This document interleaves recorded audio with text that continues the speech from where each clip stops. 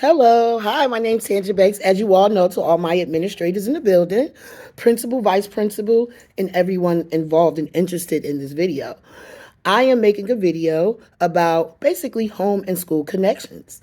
When leveraging home and school connections in English language instruction, I consider the following cultural influences, cultural competence, and social emotional needs of ELL learners. For instance, cultural influencers or influences, language and communication styles, values and belief about education, family dynamics and roles, as well as cultural norms and traditions. For when considering cultural competence, I consider understanding and valuing diversity, recognizing bias and stereotypes, and addressing them, using culturally responsive teaching practices, as well as building relationships with ELL learners and families. For social emotional needs, it's a sense of belonging and connection, emotional safety and well being, self efficiency and confidence, positive identity formation. These are the things that I would focus on in my class.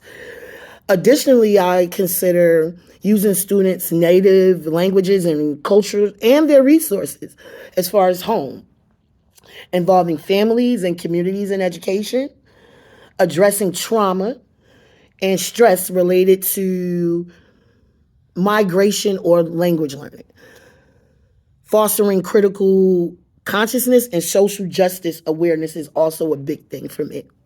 By acknowledging and addressing these factors, teachers like me can create a supportive learning environment that promotes academic success and social emotional well-being for English language learners.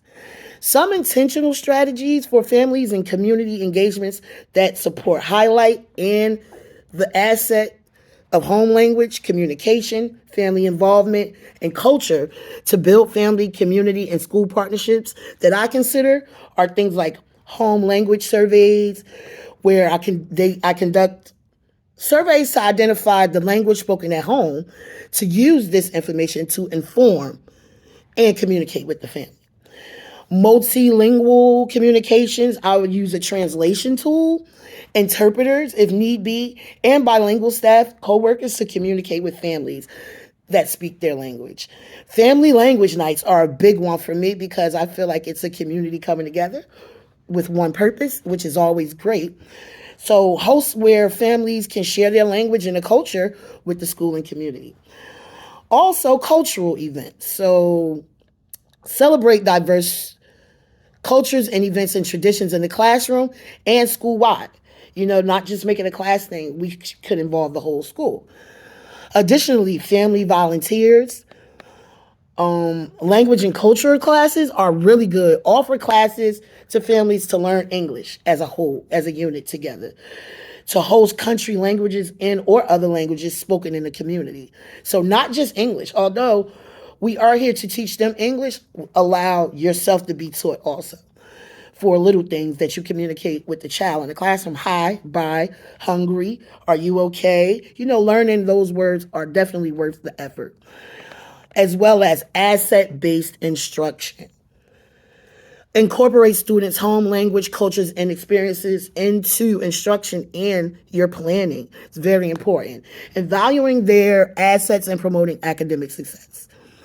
Also, family ambassadors. I think that that's a good one. Identifying family members to serve as ambassadors, bridging the school and the community, and providing support for the families. These strategies foster partnership, recognizing the strengths and diversity of the families and community. Excuse me. When creating an inclusive school and classroom environment that leverages home and school, language acquisition is very important. Understand the stages of learning, of language acquisition and different instruction accordingly, Provide opportunity for students to use their home language, as well as family and community practices. Learn about and respect the family, the culture, the background, and their values and beliefs, or even if you do not have the same values and beliefs. Engage with family through multilingual communication, parent-teachers conferences, and volunteer opportunities. The role of culture in student learning is that we recognize the impact of culture on students' learning styles, behaviors, and interactions. Incorporate diverse text, images, and resources that reflects the student's culture. We have to have inclusive classroom environments, very important. We need to foster a sense of belonging to the classroom for all students, not just ELL learners. In addition to using inclusive material that reflects the students. Key environmental factors consider the physical environment, including visual support and accessibility, address traumas and related to stress and migration. Collaboration and partnerships, build relationships with the community, language experts, and cultural consultants. Students' voice and agency. Encourage students to share their language, not to feel bad about it or different, or feel different, but celebrate the differences, the culture, and the experience. Provide choices and autonomy in learning activities. Flexible and adaptive instruction is a good one. Use various instructional strategies and resources to meet diverse learning needs. Be responsive to students, changing language and proficiency and academic needs. We're all here as a whole, from administration to teachers to security, to make sure that our students feel good in their class, to have a great learning environment. Have a good one. Thank you for listening. Thank you.